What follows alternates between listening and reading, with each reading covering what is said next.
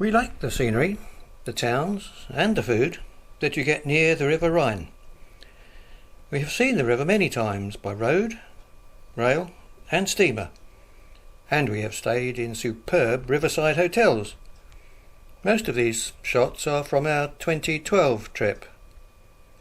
This year we booked a luxury cruise down the Rhine from Basel to Amsterdam.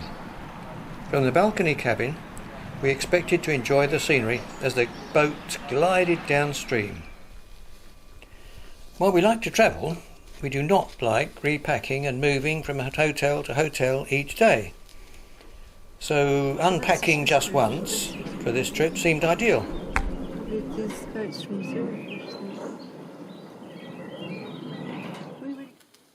The brochure was attractive, and the information provided for the cruise included a 120-page book describing the many attractions to be seen,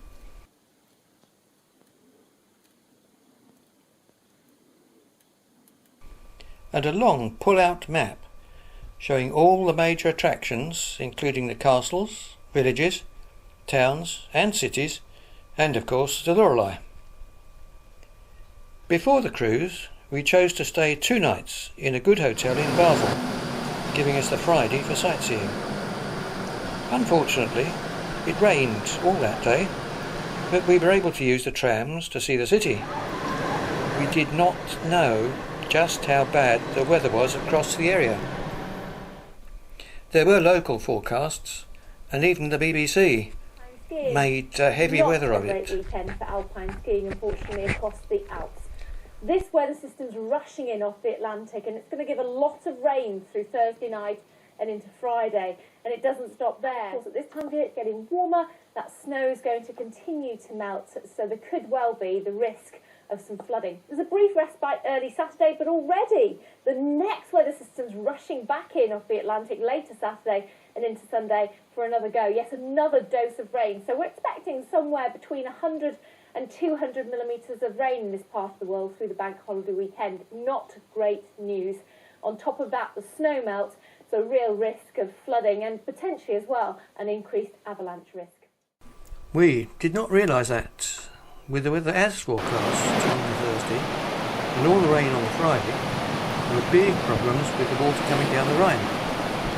The boat was actually stranded in the canal, and the cruise should really have been cancelled before it started on the Saturday. On phoning the boat for information, we were told that it was not moored in Basel.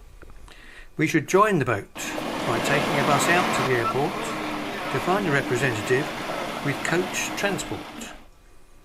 The Emerald Sky had, perhaps unwisely, been brought up to Krems, near Basel, in the Grand Canal d'Alsace, a relatively short navigation channel.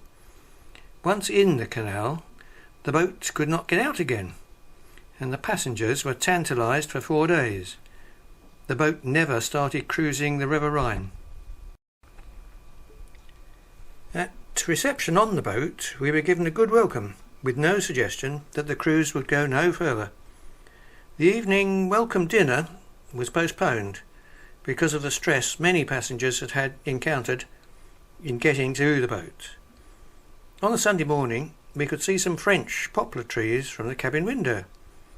There, at the end of the canal at Breisach, the boat stayed for 4 days. That day, we went in coaches to see the Black Forest and its cuckoo clocks as planned. However, the coaches returned us to the boat, still marooned at Breisach, instead of being at Mannheim, 200 kilometres downriver. Then the welcome dinner took place with good food. However, the low ceiling in the restaurant seemed to amplify the noise of everybody trying to make themselves heard. The hour that it took to get to the main course was painful on the ears, so we did not stay for the sweet.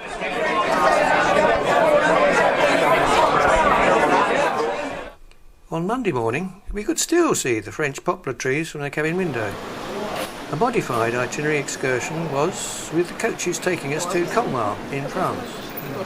One of the 4 coaches was designated for those less fit. We welcomed a slower walking tour. After lunch, back on the boat, the afternoon could be spent in Breisach or looking at the Rhine pouring over the spillway.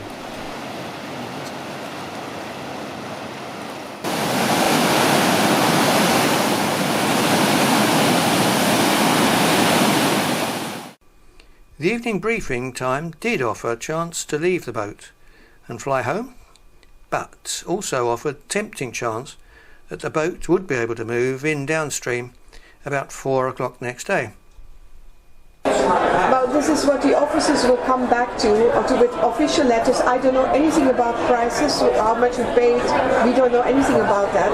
The officers will give you a letter officially tomorrow. Honestly, I have nothing to do with that, and I'm just relying on an honest letter from the officers here. On Tuesday morning, the French poplar trees were still there. A gruelling full-day excursion to Heidelberg was organised, the journey taking 2.5 hours each way. Again, there were 4 coaches to visit the castle and the old town, but with no provision for the less fit. Interestingly, the local guide came from South London. On return to the boat, we found that it's still not moved. Happily for them, though, the boats that had been moored nearby, in the River Rhine itself, had departed on their cruise. Our sun deck was still not open. The evening briefing came towards the end of the dinner, with the shock announcement that any idea of a cruise was gone. The passengers must evacuate the boat by 7 a.m. the next morning. There would be a 4-coach rush tour to get to Amsterdam by the Saturday, with overnight hotels each day on the way. In the face of this, we took the option to end the so-called cruise holiday and return home on the Wednesday. For all those leaving, transport had to be arranged by their own local country office, since there were no employees of the company on the boat. Back home on the Thursday, we used a GPS app to watch the boat as it travelled fast to Amsterdam to pick up the next week's passengers. It took us several days to recover from the stresses. Next year we'll be back on a luxury train.